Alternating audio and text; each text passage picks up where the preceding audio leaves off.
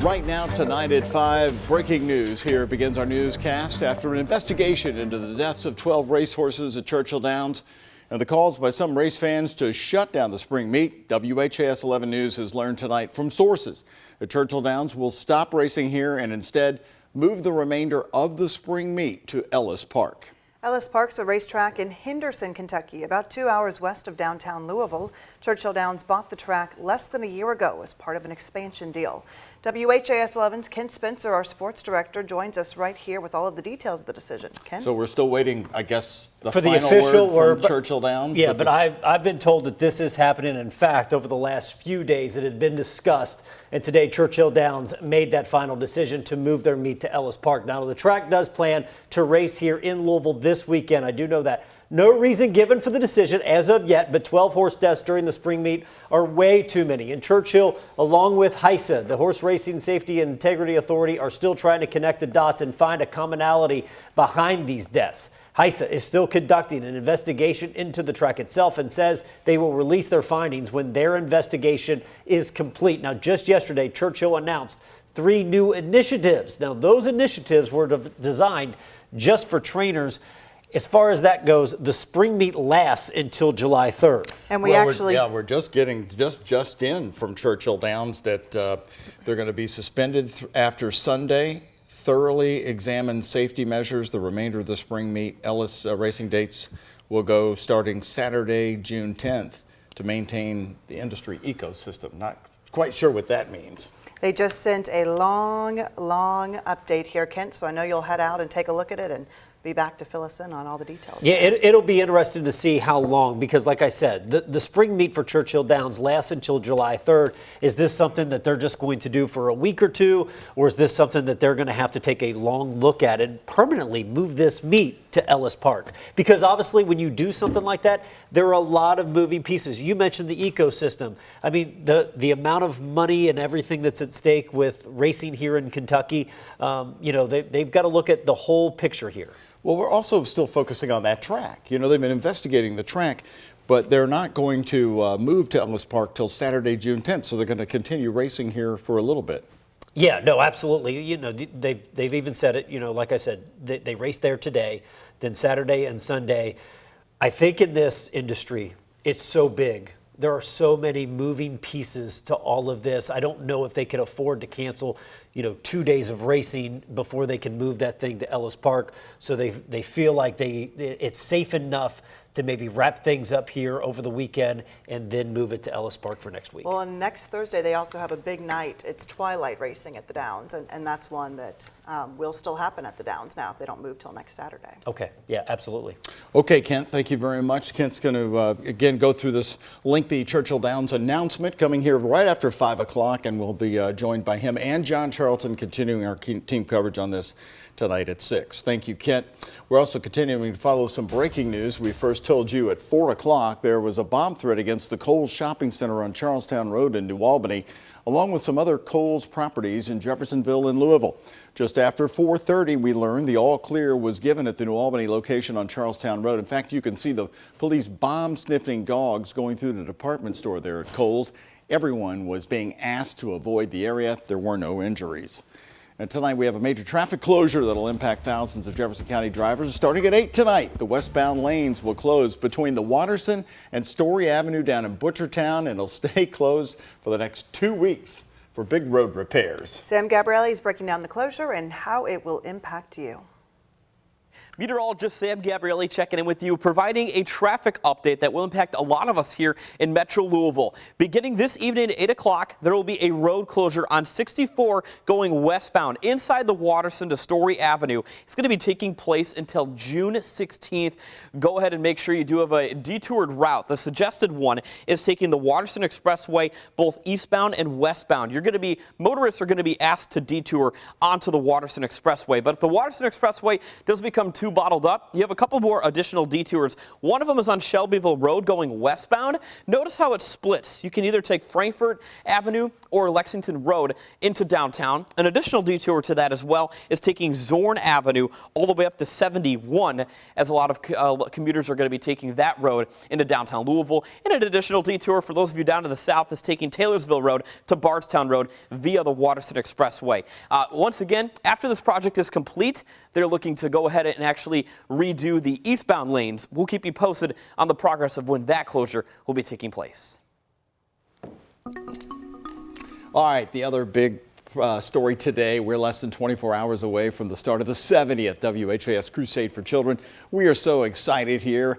Dozens of people have been hard at work all week long trying to make sure everything is perfect when the festivities start at 1 o'clock on the air tomorrow afternoon. You can see here the lights are being set up. Our Crusade set has been built, backdrops straightened up, monitors being checked.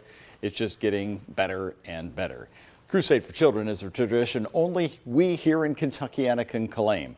It's a unique local happening, and this year we're celebrating such a milestone, 70 years.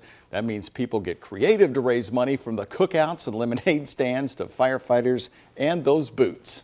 Now you can even donate by scanning that QR code you see on the bottom right of your screen using your phone. Well, WHAS 11's Jim Stratman was out in Jeffersonville this morning with Don Lee, the president and CEO of the Crusade, to find out what makes it so special. Well, I'm out here with Don Lee, the president and CEO of the Crusade for Children. Don, 70 years of the Crusade. That is a huge milestone. It's got to be very exciting to hit that this year. It is so exciting to hit 70 years, and it's also very humbling because you realize all the rich history and tradition that goes along with that. And there are so many Crusade donors and volunteers who've been part of the Crusade for way longer than we've been alive. Yeah. And the Crusade is so interesting and so special because of the impact that it has on children in our community, especially children with special needs. Absolutely, and we give out grants to over 200 agencies, schools, and hospitals with the money that's collected, and that's going to help over 200,000 kids this year who might learn differently or who need special help when they're first born because they come early, all kinds of needs that are met through people being generous in our community. And of course, this weekend is going to be huge for the Crusade. There's a lot going on, and there's still plenty of ways that people can donate. Absolutely, and first and foremost, be looking for your fire department. They're going to be out and about, and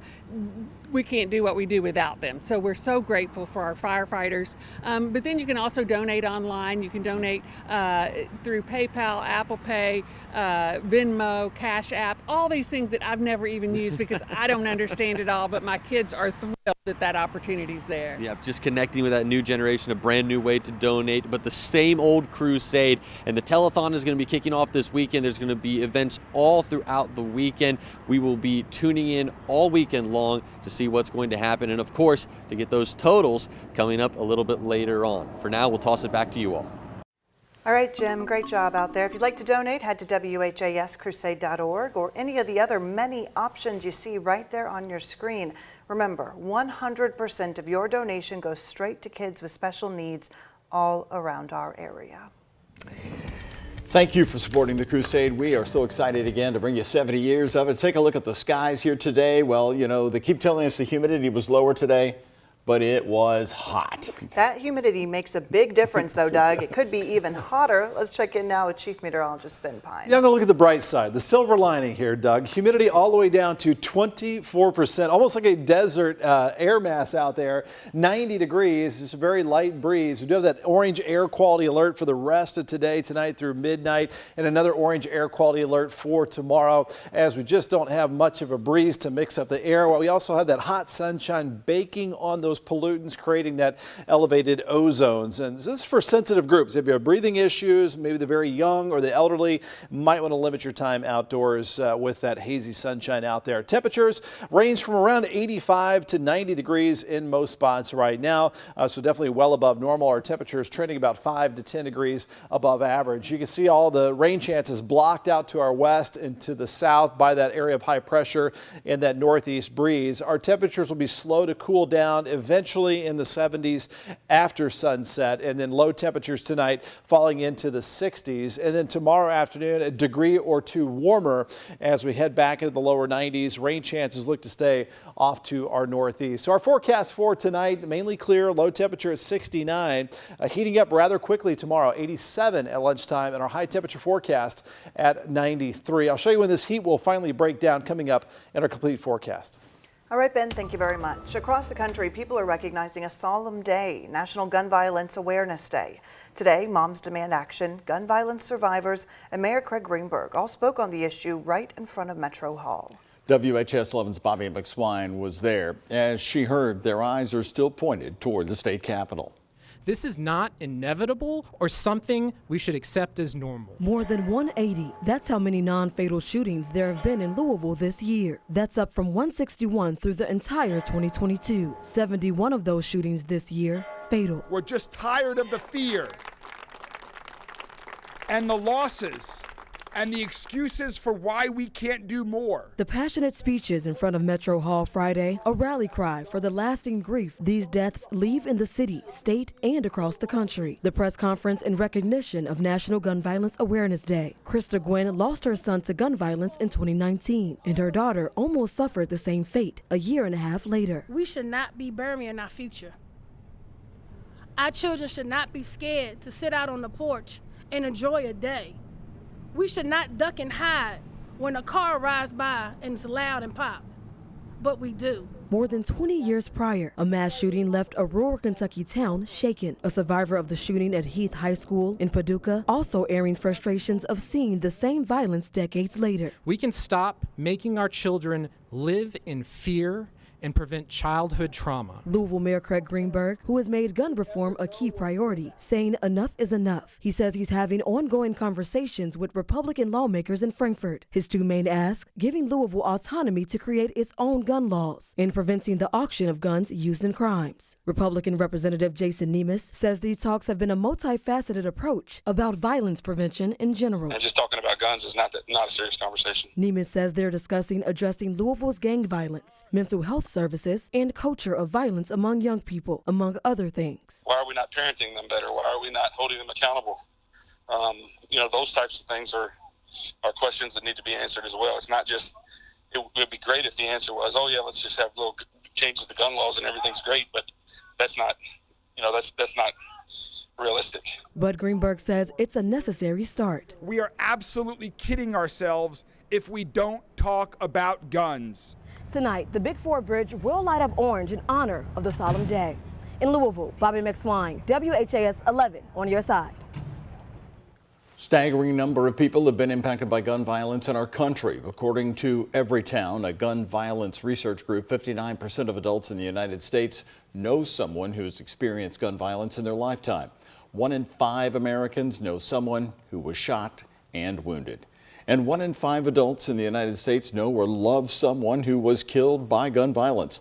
But the impacts of gun violence even greater in Black or Latinx communities. 1 in 3 Black and Latinx people know someone killed by gun violence.